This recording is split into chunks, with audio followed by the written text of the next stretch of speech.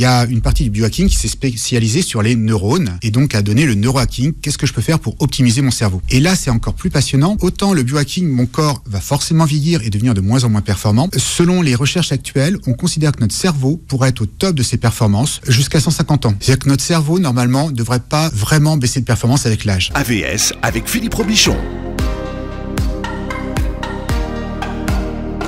À vos neurones ce matin, j'ai envie de dire, et à votre cerveau, bonjour et bienvenue à votre santé. Mon invité ce matin s'appelle Stéphane Tétart, bienvenue. Bonjour. Vous êtes naturopathe et biohacker, vous êtes spécialisé notamment dans la fatigue chronique et les métaux lourds. Et vous publiez Neurohacking et Nootropique chez Guy Trédaniel. Alors c'est un livre très complet avec notamment des fiches techniques sur 50 substances dont vous avez donné les caractéristiques et les conseils d'utilisation. Alors on va parler ce matin de l'amélioration du fonctionnement de nos neurones et vous allez partager avec nous les moyens utilisés par des grands biohackers américains pour maintenir un haut niveau d'énergie. On va essayer d'expliquer les mots compliqués. Déjà, qu'est-ce que c'est qu'un biohacker? Parce que déjà, le mot hacker, ça fait un peu peur en France. Alors, le mot hacker est très mal vu en France. Aux États-Unis, il est plutôt bien vu. Bill Gates était un hacker informatique. C'est-à-dire que là-bas, un hacker est un bidouilleur, quelqu'un qui va bidouiller pour essayer de trouver le meilleur potentiel. Alors, c'est sur l'informatique, mais on connaît aussi... on connaît les hack life, j'en parlerai après, mais on parle du biohacking, c'est-à-dire tout ce que je peux hacker pour le vivant. Est-ce que je peux améliorer mon vivant? C'est-à-dire, est-ce que je peux améliorer ma santé, par exemple? Mais si une fois que vous avez hacké, qu'est-ce que vous en faites? Vous partagez ce que vous. Enfin, alors oui, il y a quand même aussi cette notion dans le hacking. Exactement. C'est de rendre, j'allais dire, gratuit les informations qu'on trouve. Oui, les hackers informatiques sont quand même à l'origine de tout ce qui est logiciel libre et choses comme ça. Oui. Et donc, au niveau du vivant, l'idée, c'est que je vois des théories, je les expérimente, je vais valider ou invalider, et je vais partager l'information. Et c'est un espèce de travail collectif où chacun contribue à améliorer la connaissance sur le bio, sur le vivant. Il y a aussi une volonté de manipuler son cerveau ou son corps dans certains mouvements pour arriver à l'homme parfait, pour optimiser les performances. Beaucoup de choses. Alors oui, comme tout, et surtout les Américains sont assez forts pour ça, c'est-à-dire que on peut aller jusqu'à trop loin. C'est-à-dire que est-ce que je dois chercher juste à être le meilleur de moi-même, ce qui est déjà un bon niveau, peu de personnes sont au niveau du meilleur de leur santé, ou est-ce que je dois chercher à aller au-delà? Je pense que l'au-delà... Au-delà, c'est optimiser ses performances. Il y a optimiser ses performances. Donc, si je suis au top, je suis déjà pas mal. Et il y a des gens qui pensent vraiment à est-ce qu'on pourrait greffer de l'informatique ou des choses comme ça. Des puces. Voilà. Pour moi, ce serait un peu extrême. C'est-à-dire que déjà, arrangeons-nous à ce que la machine fonctionne bien.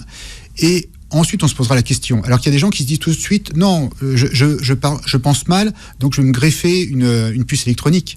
Alors que on le sait aujourd'hui, et vraiment on peut le mesurer, moi j'ai pu le mesurer, c'est à quel point on peut augmenter ses capacités intellectuelles. Alors quand je dis augmenter, je ne suis pas un surhomme, je suis juste pleinement moi, donc un homme de 51 ans, mais qui a mon plein potentiel d'homme de 51 ans. Pas quelqu'un qui se dit « Oh, c'est dur la vie !» ou « Tiens, je ne me rappelle plus de ce que j'étais en train de venir chercher ici quand je suis arrivé ». Vous voyez, c'est ce genre de petit trou qu'on a dans la vie. À 35 ans, pour vous donner un ordre d'idée, j'étais en burn-out et j'ai oublié le numéro de la carte bleue que j'avais depuis 1 an et demi et j'ai perdu ma voiture dans mon quartier. Tellement j'étais épuisé, fatigué. Tellement je cherchais la performance sans prendre soin de moi.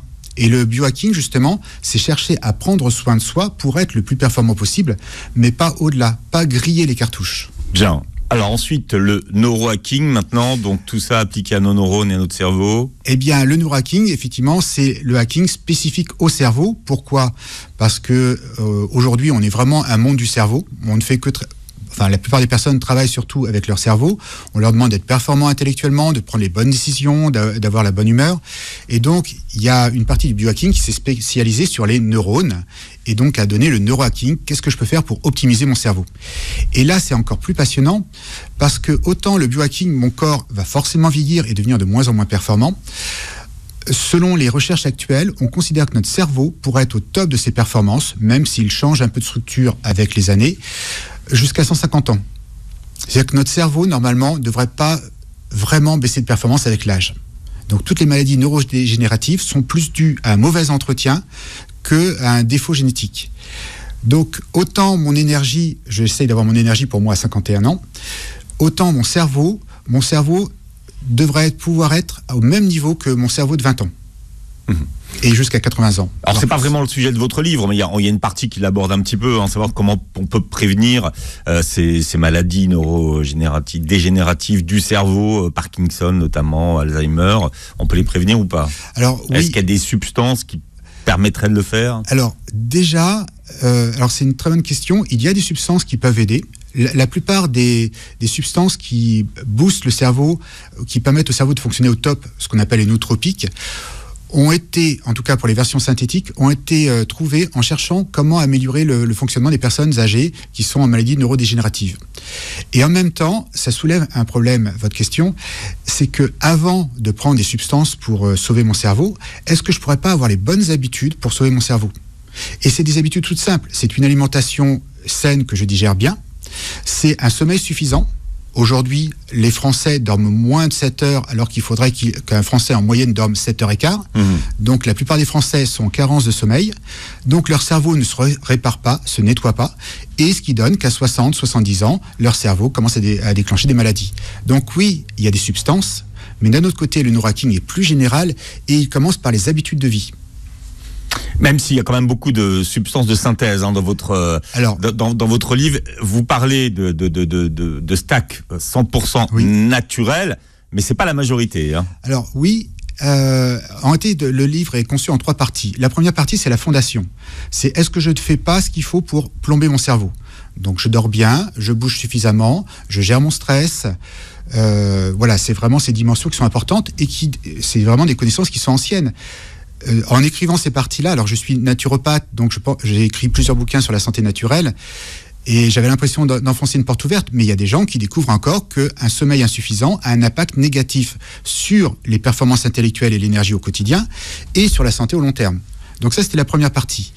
La deuxième partie, j'ai fait la synthèse, le best-of. Alors c'est très large puisque c'est le top 50 des substances qui boostent le cerveau.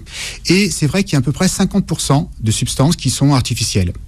Mais il y a aussi 50% de substances qui sont vieilles enfin, quand je dis vieilles, elles sont connues depuis 3 ou 4 000 ans par l'être humain. Et ensuite... Donc ce sont des plantes, souvent. Ah oui, très sincèrement. Alors moi, je les utilise pas quotidiennement parce qu'on s'est aperçu que les substances qui boostent, on ne peut pas les utiliser en permanence. On ne peut pas être tout le temps en mode turbo. Donc quand je travaille les 5 jours de la semaine, je suis en mode turbo. Le week-end, je suis en mode repos. Mais je ne deviens pas un légume non plus. Et ce qu'on s'est aperçu, c'est que certaines de ces substances nootropiques, quand elles sont mélangées ensemble, ça donne 1 + 1 = 3. Et donc, il y a vraiment un effet de synergie qui est incroyable et qui fait que ça marche très bien. Et aujourd'hui, les plantes naturelles... C'est ça que vous appelez un stack. Un stack, voilà. Un stack, alors c'est ce qu'on appelle... le stack, c'est un mélange ou un empilement de substances qui vont se compléter les unes et les autres.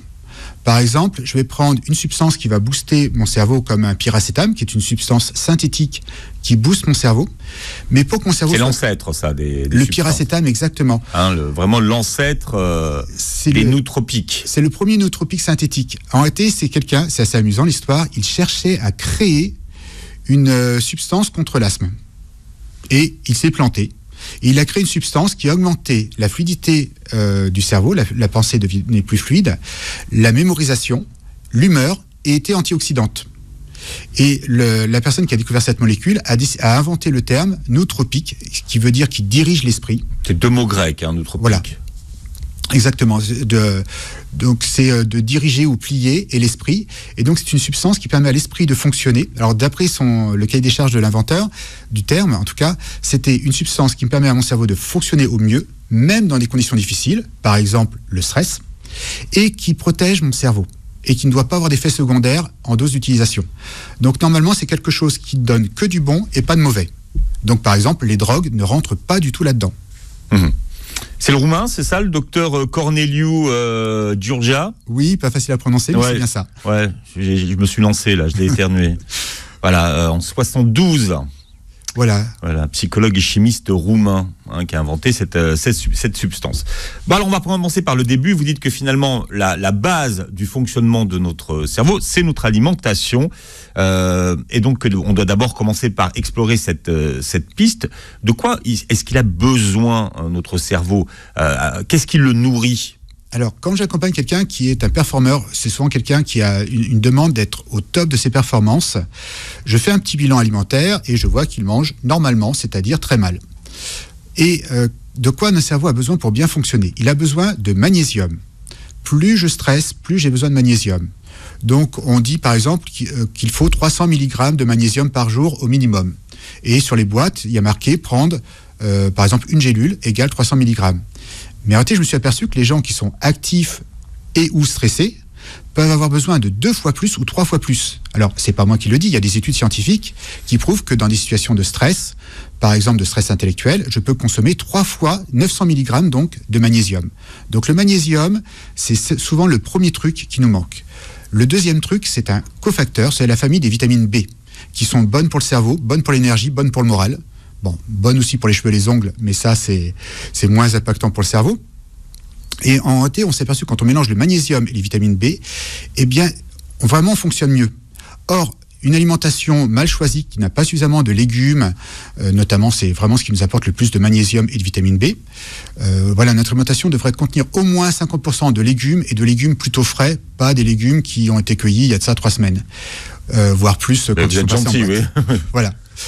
Et donc, c'est pour ça que beaucoup de personnes ont du mal à avoir cet effet-là.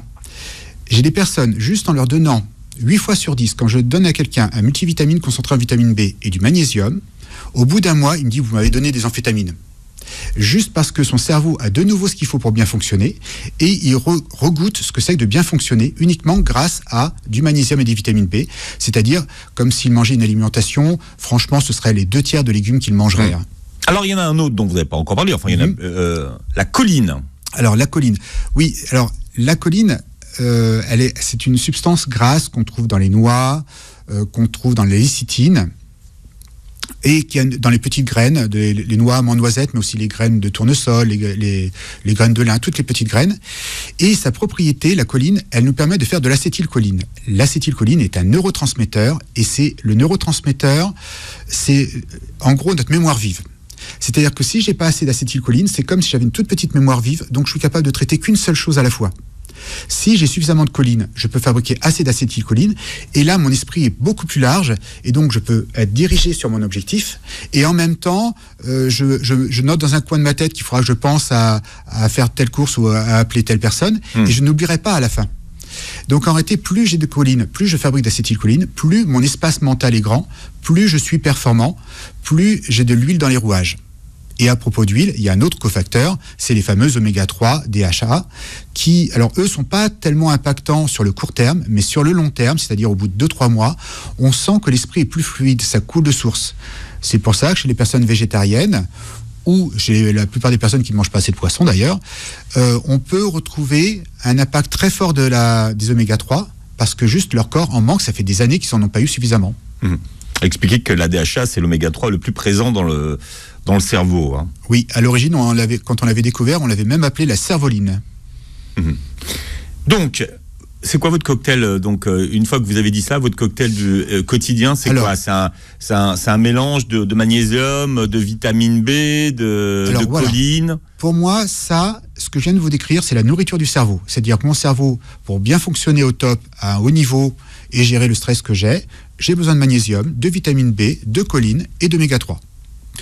Mais ça, c'est la nourriture. C'est-à-dire que dans l'idéal, je devrais trouver ça dans mon alimentation. Mais aujourd'hui, on s'est aperçu que c'était très très dur d'en avoir suffisamment. Ensuite, j'ai les petites plantes de derrière les fagots, qui ne sont pas des plantes boostantes, mais des plantes qui vont soutenir mon cerveau. C'est des plantes qu'on peut utiliser sur le long terme. Et c'est des plantes qu'on connaît très bien. L'Ayurveda l'utilise depuis 4000 ans. Alors on verra les plantes tout à l'heure. Je voulais juste qu'on termine avec l'alimentation et les graisses, qui sont très importantes pour nourrir notre cerveau. Oui. Et quand on parle de graisse, c'est pas n'importe quelle graisse. On a besoin de quel type de graisse Alors, vraiment, c'est la priorité, c'est les oméga 3. Ouais. Ensuite, c'est toutes les notre corps va préférer toutes les graisses qui sont disponibles. C'est-à-dire que le problème, c'est que notre alimentation contient aujourd'hui des graisses contrairement à il y a de ça 100 ans, pardon, il y a les graisses trans. C'est-à-dire c'est des gras, ça ressemble à du gras, ça se conserve super bien, c'est génial pour le vendeur de produits, mais par contre mon corps et mon cerveau n'est absolument incapable de l'utiliser. Donc c'est plutôt ce que j'appelle les bonnes graisses, donc les oméga 3, mais aussi les huiles qui sont d'autres graisses généralistes, comme les oméga 9 qu'on trouve dans l'huile d'olive, les oméga 6 qu'on trouve dans la plupart des huiles.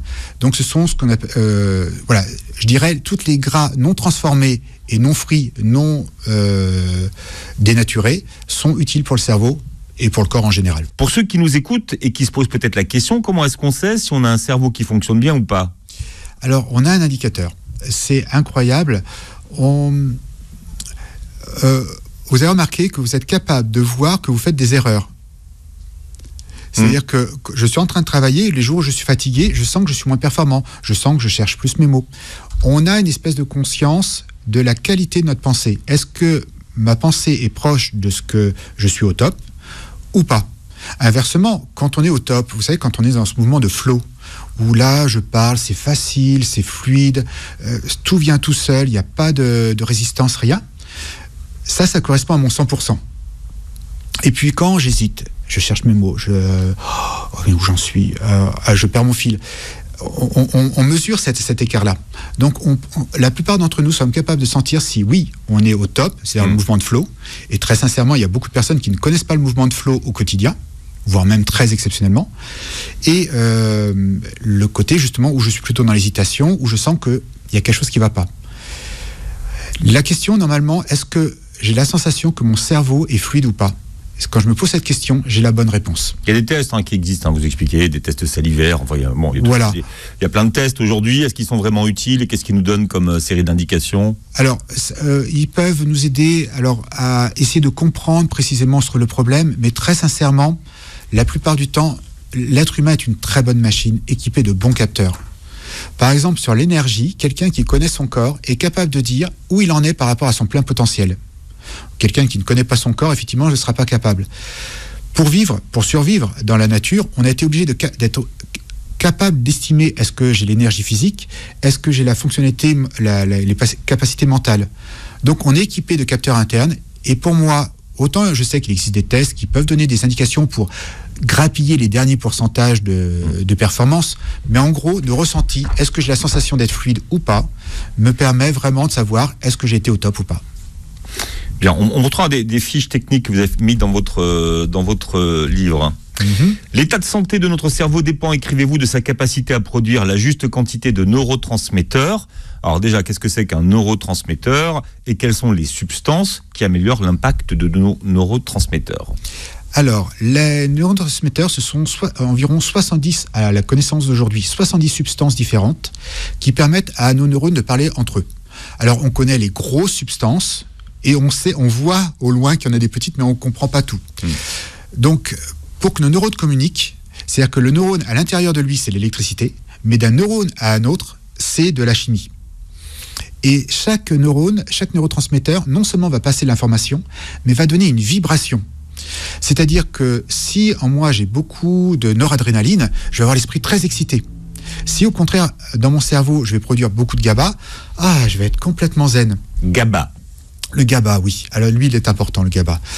Nous fonctionnons avec un peu comme une voiture en démarrage en côte. C'est-à-dire qu'il y a à la fois l'accélérateur et à la fois du frein. Et il faut trouver exactement le bon niveau pour pouvoir avancer. C'est-à-dire que il n'y a jamais 0 de GABA dans mon cerveau et il n'y a jamais 0 de noradrénaline dans mon cerveau. Donc, ces neurotransmetteurs, alors l'un des principaux, c'est vraiment la choline, qui est vraiment mon espace de travail mental. C'est vraiment donc il est très important, il est très présent. Ensuite, on a la dopamine, qui est le plaisir d'agir. Donc, le matin et dans la journée, je vais fabriquer de la dopamine qui me donne le plaisir d'agir. Ensuite, le soir, je vais fabriquer plutôt de la sérotonine qui me permet d'être serein et de goûter le plaisir d'être ensemble. C'est très amusant. Si j'ai beaucoup de sérotonine, j'ai vraiment plaisir à être ensemble. Je me sens bien, zen, et on a le plaisir d'échanger. Et ensuite, cette sérotonine se transforme en mélatonine, le sommeil récupérateur, et puis toute une autre cascade. Et au milieu de tout ça, pendant la journée en tout cas, et même pendant la nuit d'ailleurs, il y a de l'acétylcholine, qui me permet... À ne pas confondre avec la choline, donc. Avec voilà, ne pas confondre, qui est en réalité l'acétylcholine est fabriquée à base de choline. Et de quoi j'ai besoin pour fabriquer mes neurotransmetteurs? Alors, d'acides aminés, de petits bouts de protéines. La plupart des fameux acides aminés essentiels, auxquels sont très attachés les végétariens, enfin auxquels doivent être vigilants les végétariens, sont des précurseurs des neurotransmetteurs, d'hormones et de neurotransmetteurs. En plus, c'est assez amusant, Dame Nature, elle fait jamais des choses monofonctions. C'est-à-dire qu'un neurotransmetteur va être une hormone, et une hormone va être neurotransmetteur. Par exemple, l'adrénaline a une fonction de neurotransmetteur. Elle va mettre mon cerveau sur une longueur d'onde particulière.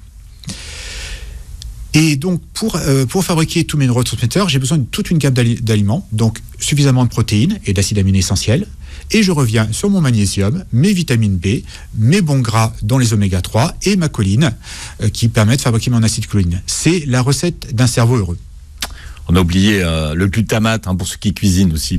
Le glutamate. Très important, le glutamate. Oui, alors le glutamate, c'est un turbo du cerveau. Donc on se dit, mais ça serait super intéressant. Sauf que c'est vraiment un turbo très dangereux. Si j'en prends trop, mon cerveau passe en surchauffe et ça détruit certains de mes neurones.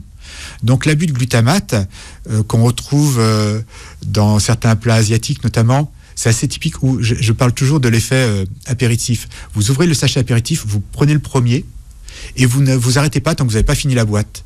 Pourquoi ? Parce qu'il y a du glutamate dedans qui vous dit passe à l'action, mange. Il envoie les deux messages en même temps. Et donc, je passe à l'action, je mange, je passe à l'action, je mange. Et puis quand j'arrive à la fin de la boîte, je suis frustré. Puis mon taux de glutamate baisse dans le sang et dans le cerveau. Et donc, je n'ai plus envie. Mais le glutamate, donc, il est très important parce que c'est un excitateur. Donc, il me permet de passer en mode turbo. Mais il est très délicat à gérer. Donc, il nous fait facilement passer en surchauffe. Donc, par exemple, dans les nootropiques, on pourrait mettre le glutamate, mais il n'a pas cette dimension sécurité. Puisqu'on sait que le glutamate, pris en excès, est nuisible pour la santé. Donc on va faire plutôt en sorte que le cerveau ait tout ce qu'il faut pour fabriquer le glutamate dont lui, il a besoin. Et donc lui, il va gérer sa recette à sa sauce et de façon à ce qu'il y ait ni trop ni trop peu. Mais jamais agir directement sur ce neurotransmetteur-là.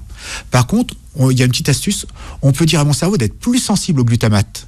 Comme ça, je ne mets pas plus de glutamate, donc je n'ai pas plus de sensation poison, mais par contre mon cerveau est plus sensible à la fabrication du glutamate, donc j'ai une sensation d'énergie qui est proche de la caféine mais un peu plus zen. Est-ce qu'on peut agir sur les neurotransmetteurs dont vous parlez? Est-ce qu'on peut agir de façon consciente sur chacun d'eux, par l'alimentation, par des substances qu'on prend ou Même par la méditation. C'est-à-dire que toutes ces méthodes-là marchent. L'alimentation, les compléments.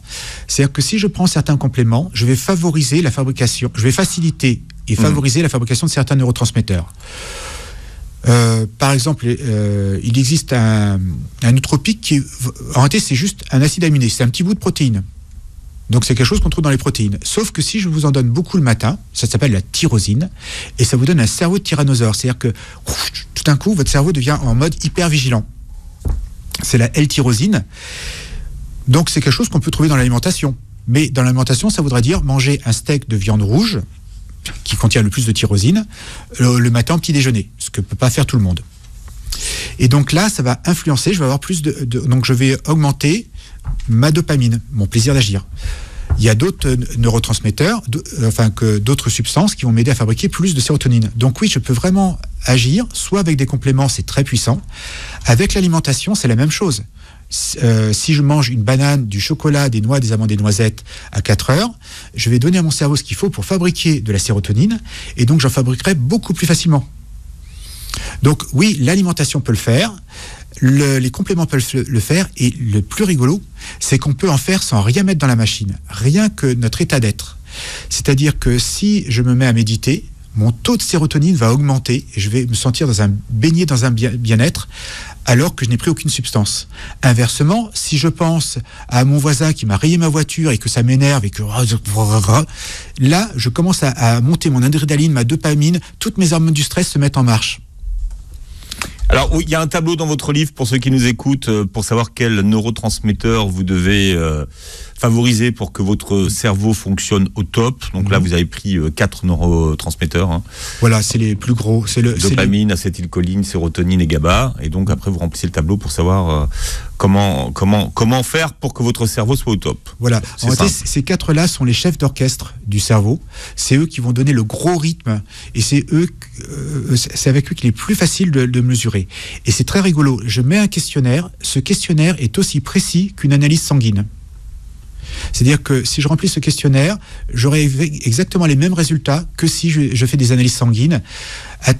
C'est pour dire à quel point le neurotransmetteur programme mon caractère. Bien, alors vos plantes de derrière les fagots. Alors, dans les plantes de derrière les fagots, il y en a une, donc elle est vraiment fantastique. On peut la prendre sur le long terme, donc je le recommande à toutes les personnes qui avancent en âge. Alors en Inde, en Ayurveda, on appelle ça le Brahmi, ça veut dire l'esprit, pour dire à quel point sa spécificité.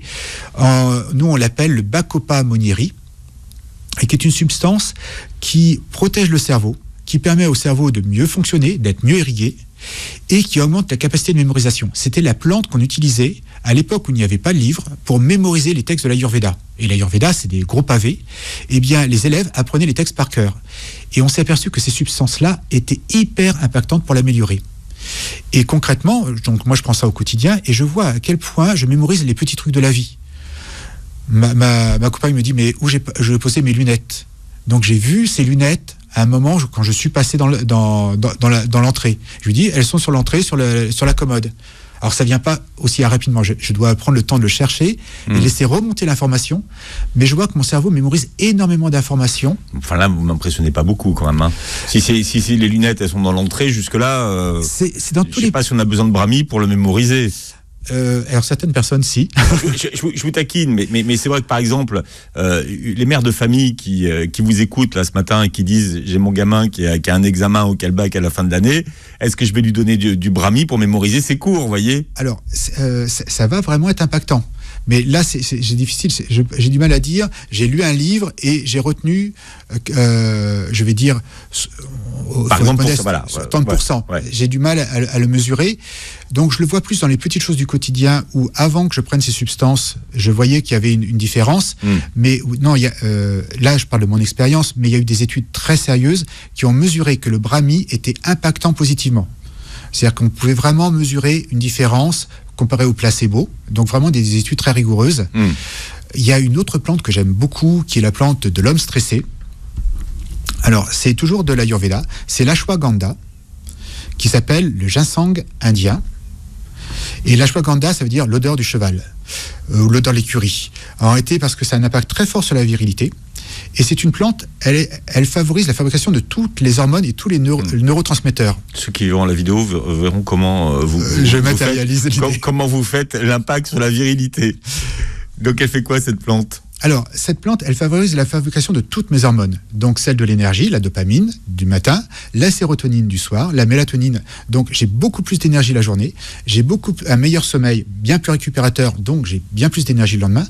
Et mon esprit est plus vif, puisque ça impacte aussi sur mes neurones, sur mes neurotransmetteurs. Aujourd'hui, avant, on parlait de neurotransmetteurs et d'hormones. Et aujourd'hui, on parle de plus en plus de neurotransmetteurs. De neurohormones. C'est-à-dire, les deux sont collés ensemble. C'est-à-dire qu'on s'est aperçu que les hormones sont des neurotransmetteurs et les neurotransmetteurs sont des hormones et qu'il n'y a pas de frontière très très nette. Ashwagandha. Ashwagandha, voilà. D'accord. Une autre plante de derrière les fagots? Alors, il y en a une que j'utilise avec parcimonie tellement elle est puissante. Elle s'appelle la caféine. Beaucoup de personnes prennent la caféine au quotidien et la caféine, il y a eu beaucoup d'études sur la caféine. Et la caféine agit à la fois sur l'esprit, sur la fatigue et sur les performances sportives.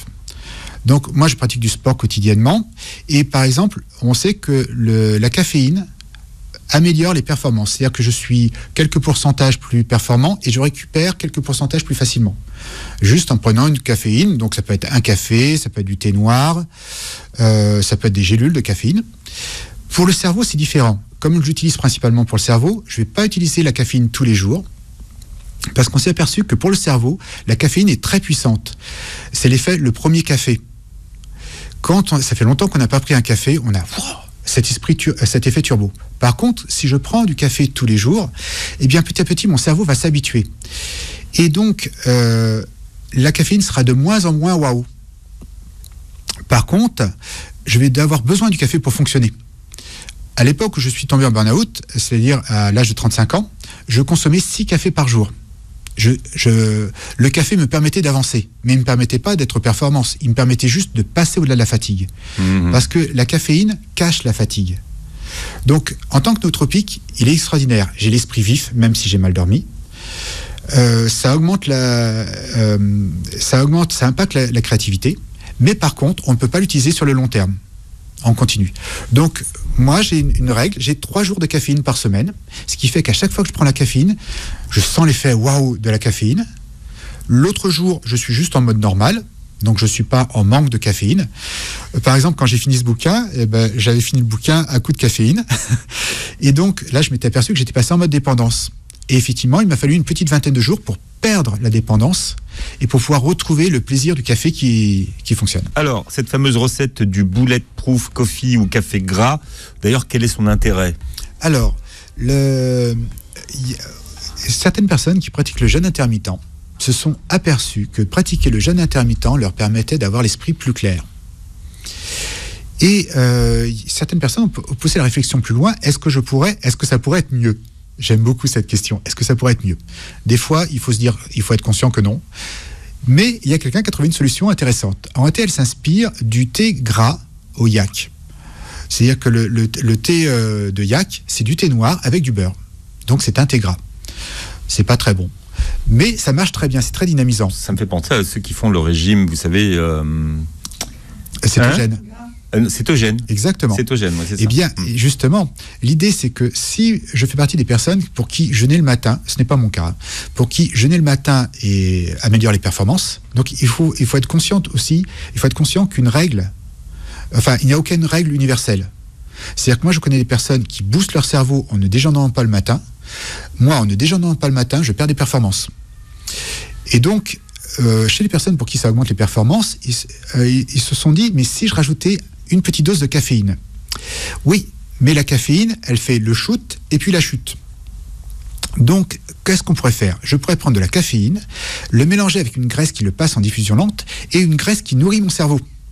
On s'est aperçu, par exemple, que là, j'étais, par rapport à mes études de naturopathie, surpris que le beurre contenait certains gras qui amélioraient les performances intellectuelles. C'est-à-dire qu'il y a quelqu'un qui s'est amusé à calculer que lorsqu'il consomme du beurre, il améliore ses performances, ses capacités de calcul. C'est-à-dire qu'il calcule plus vite. Il fait des calculs complexes plus rapidement que s'il n'apporte pas de beurre à son cerveau.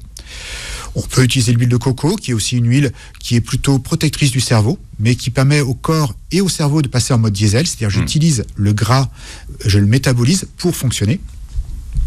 Donc ce qui fait que ma caféine va être en mode diffusion lente.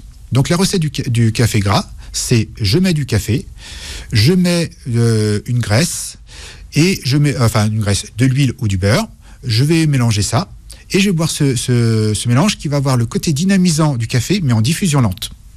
Ensuite, il y a toujours des gens qui s'amusent à améliorer ce qui a été amélioré. C'est ce qu'il y a d'amusant dans le... C'est ce qu'on appelle les hackers, en fait. C'est ça, le principe du hacking. Voilà, c'est super. Et est-ce que ça pourrait être encore mieux ? Et en disant bien, il faut être conscient qu'il y a du cul-de-sac. Moi, par exemple, je me suis aperçu que pour moi, qui suis très sensible à la choline, si je rajoute de la choline et de la L-théanine, c'est plus puissant pour moi. Et en même temps, si je prends de la caféine tous les jours, j'ai tendance à très vite de tomber en mode accro et la caféine est moins bonne pour moi. Donc il y a des gens qui prennent ça tous les jours et pour qui c'est performant. Et par exemple, pour moi, je me suis aperçu que pour moi, ça peut être utile, mais pas plus de 3 fois par semaine. Donc je vous ai dédié mon jour caféine. Voilà. C'est bon ? Ah oui, alors c'est assez amusant. En nootropique, on a l'habitude de faire ce qu'on appelle le cyclage, les rotations. C'est-à-dire qu'on ne peut pas être toujours en mode turbo. Je l'ai cru, j'ai essayé, j'ai me dit, mais est-ce qu'il y aurait une astuce pour être en mode turbo tout le temps ? Et non. À un moment, quand on est en mode turbo, ça devient notre norme et notre cerveau régule et revient vers une norme un peu inférieure.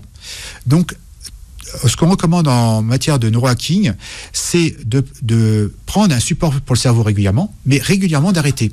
Moi, par exemple, mon rythme habituel, je prends les 5 jours de la semaine, je prends des substances qui boostent le cerveau. 2 jours, j'arrête le week-end. Alors, quand j'arrête, vraiment, je passe pas de mode génie au mode légume. C'est juste que c'est un peu plus fluide, mais c'est aussi un peu plus cool. C'est un peu moins mental, un peu plus zen, un peu plus intérieur. Et une fois par mois, je vais arrêter entièrement une semaine.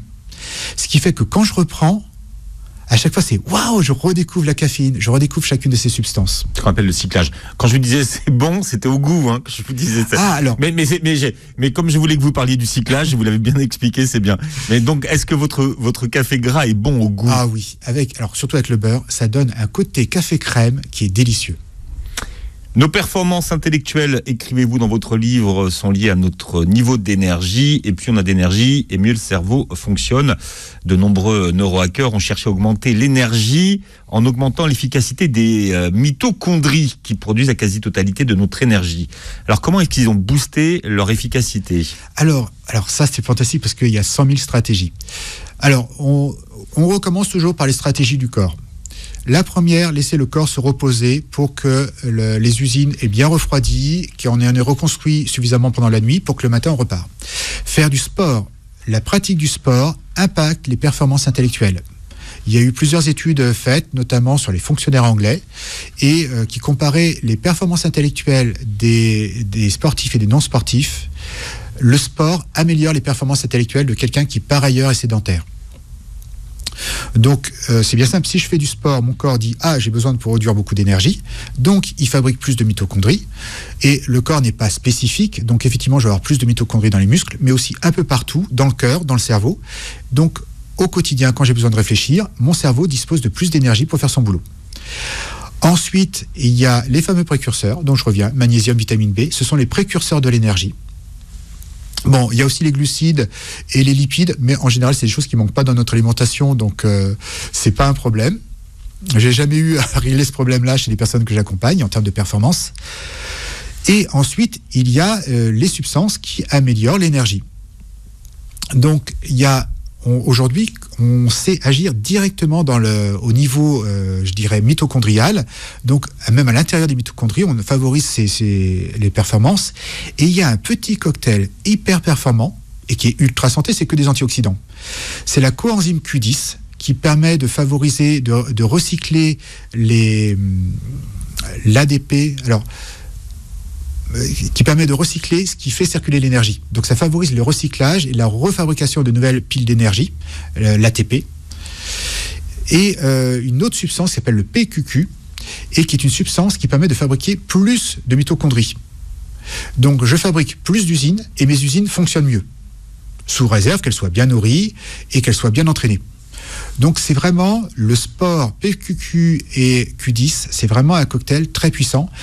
D'autant plus de vous à moi que plus on avance en âge, moins on est fort pour le reconstruire, plus c'est impactant.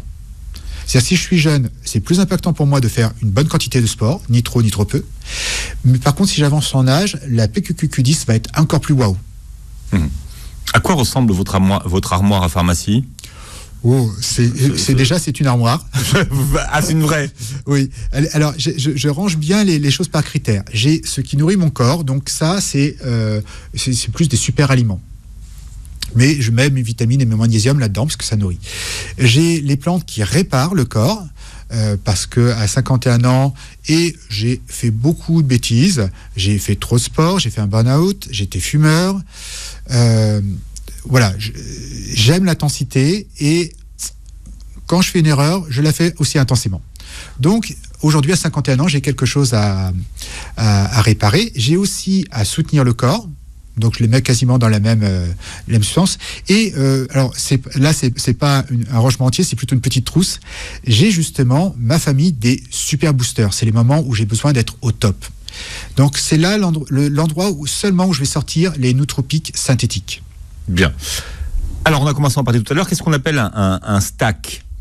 Un stack, ce qui veut dire empilement en anglais, c'est un cocktail, parce qu'on s'est aperçu que les nootropiques fonctionnent très bien ensemble, et même encore mieux ensemble. C'est-à-dire que, prenons les plus connus des synthétiques, les fameux racétam, la famille des racétam, dont le premier est le piracétam. Eh bien, le problème, c'est l'avantage, c'est qu'ils vont faire fabriquer plus d'acétylcholine. L'inconvénient, c'est que si j'ai pas assez d'acétylcholine, je vais être limité. Donc, si je prends du pyracétam, j'ai tout intérêt à prendre de la choline, puisque sinon, je risque d'être limité par manque de choline pour fabriquer assez d'acétylcholine. Donc, juste le fait de prendre l'un et l'autre, j'ai pas l'effet 1 plus 1, j'ai l'effet 3, ce qui est très intéressant. Donc ça, c'est une synergie. Une synergie qui fonctionne. Il y a d'un autre côté des interactions qui ne sont pas bonnes, puisque tous les nootropiques ne se mélangent pas entre eux, donc il faut faire attention à ça. Et il ne faut pas bricoler, c'est pour ça d'où l'utilité de votre livre, par exemple. Exactement. Alors, je me suis vraiment attaché, j'ai fait un gros travail, j'ai pris près de 2 ans de recherche. Je l'ai fait relire par un docteur en neurosciences et un médecin psychiatre pour vraiment essayer de chercher le débugage maximum. Et j'ai beaucoup de références. Alors, elles sont pas dans le bouquin. Chaque article référencie 3 sites qui ont toutes les références. Parce qu'à un moment, lors de l'écriture, j'ai fait la première substance et j'avais une page d'écriture et une page de référence. Et je me suis dit, ça va pas être agréable à lire. Ça va faire un peu Vidal, un peu dictionnaire de médicaments. Ouais. C'est-à-dire que je me suis vraiment appuyé sur deux principes. C'est ce qui est prouvé par la science. Enfin, sur 3 principes, pardon. Ce qui est appuyé par la science, ce qui est appuyé par l'expérience, parce qu'en réalité, il y a certaines plantes qui ne sont pas documentées, mais qui sont utilisées depuis 2 ou 3 000 ans, et je considère qu'une plante qui n'a mal été étudiée par la science, mais qui a été pratiquée pendant 2 ou 3 000 ans, a priori, on la connaît quand même.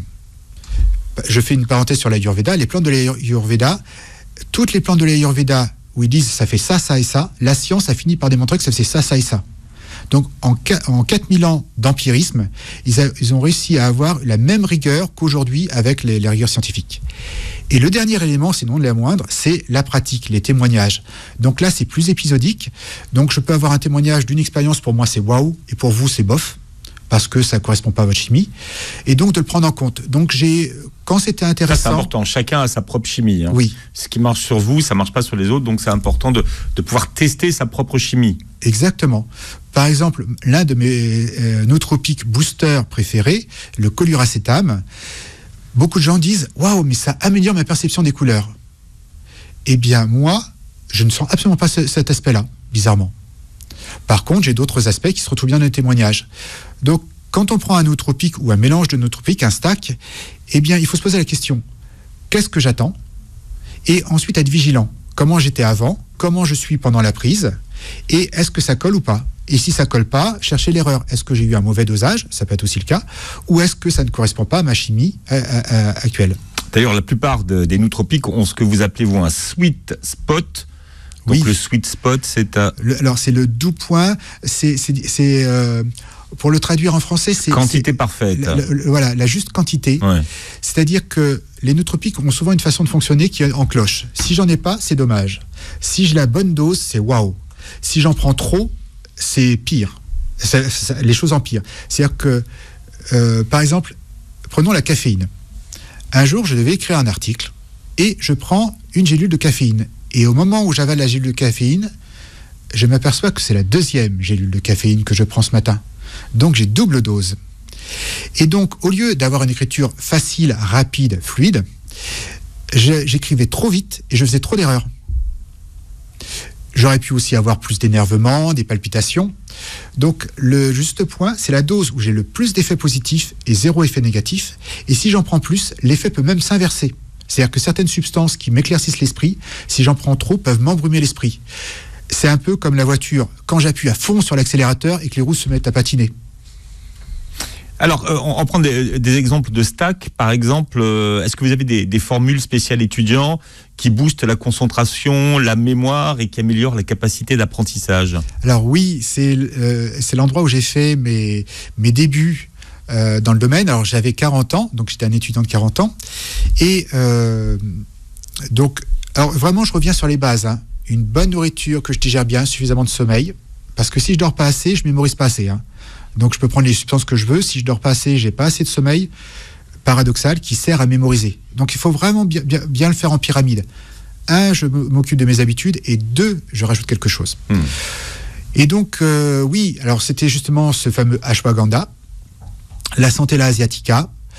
Alors, il y a différentes déclinaisons. Celle qui m'avait marqué, parce que c'était mon premier stack que j'ai expérimenté, j'avais rajouté, c'était Bacopa monnieri et Centella asiatica.